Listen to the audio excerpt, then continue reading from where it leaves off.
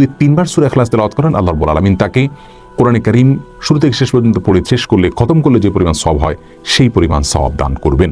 যদিও কোরআনে কারীমের শুরু থেকে শেষ পর্যন্ত কষ্ট করে তেলাওয়াত করে শেষ করলে তিনি যে মর্যাদা পাবেন, হুবহু সেই মর্যাদা কোনোদিনই সূরা ইখলাস 3 বার পাঠকারী ব্যক্তি পাবে না। তাহলে হাদিস থেকে খোলাসাভাবে আমরা জানতে পারলাম যে সূরা ইখলাস 1 বার বা 3 বার পাঠ করার বিষয়টি হাদিস থেকে বোঝা যায় বা প্রমাণিত হয়, এর ফজিলত এবং মর্যাদার কথা।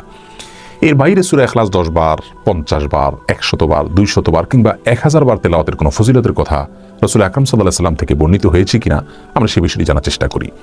সূরা ইখলাস 1 বার তেলাওয়াত করলে অমুক ফজিলত, 2 বার করলে তমুক ফজিলত, এবং 10 বার করলে তমুক ফজিলত, 12 বার করলে অমুক ফজিলত, এরকম একটি হাদিস পাওয়া যায়। কিন্তু সেই হাদিসের সনদকে মুহাদ্দিসিন ইকরাম জাল এবং ভিত্তিহীন বলে আখ্যায়িত করেছেন। আর 10 বার সূরা ইখলাস তেলাওয়াত করার একটি বিশেষ ফজিলতের কথা বর্ণিত হয়েছে মুসনাদ আহমদে, এবং ইমাম তবরানী রাহিমাহুল্লাহ তার মুআজামে উল্লেখ করেছেন। সেই হাদিসের ভাষ্য হলো এরকম, যে ব্যক্তি সূরা ইখলাস কুল হুয়াল্লাহ সূরা 10 বার পাঠ করবে, আল্লাহ